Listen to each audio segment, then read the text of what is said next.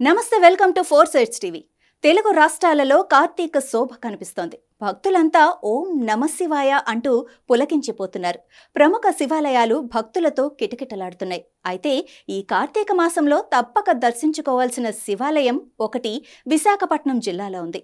అలా ఏళ్ల చరిత్ర కలిగిన ప్రముఖ దేవాలయాలలో బ్రహ్మలింగేశ్వర స్వామి ఆలయం కూడా ఒకటి.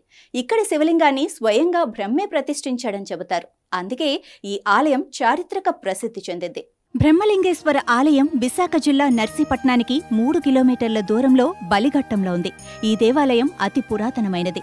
కృతయుగంలో రాక్షసరాజైన బలిచక్రవర్తి అనేక యజ్ఞ యాగాదులు చేసినట్టు పురాణాలు చెబుతున్నాయి.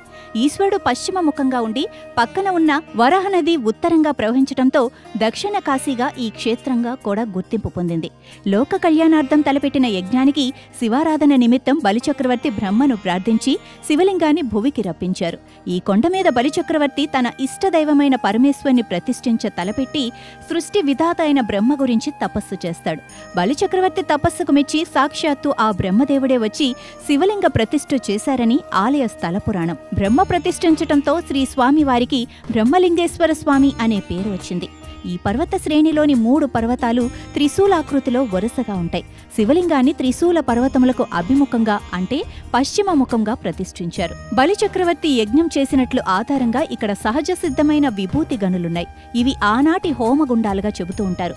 బలిచక్రవర్తి యజ్ఞం చేసిన ప్రాంతం కావటంతో బలిఘట్ట అను గ్రామము ఈ పర్వత ప్రాంతంలో ఏర్పడింది.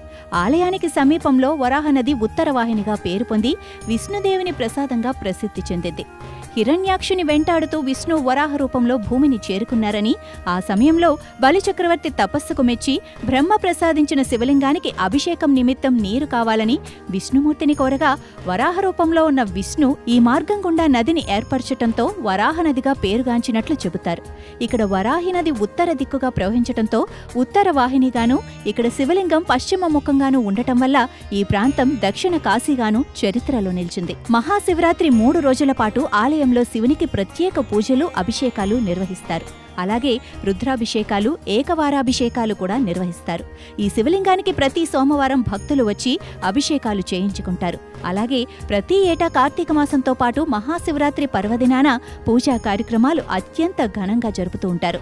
శ్రీ బ్రహ్మలింగేశ్వర స్వామి ఆలయ ప్రాంగణంలో శ్రీ రాజరాజేశ్వరి అమ్మవారు, శ్రీ గణపతి, నందీశ్వరుడు, ద్వారపాలకులు, చండీశ్వరుడు, క్షేత్రపాలకుడు కలరు. కార్తీక శుద్ధ ఏకాదశి నాడు శ్రీ బ్రహ్మలింగేశ్వర స్వామివారికి, శ్రీ రాజరాజేశ్వరి అమ్మవారికి కళ్యాణోత్సవం నిర్వహిస్తారు.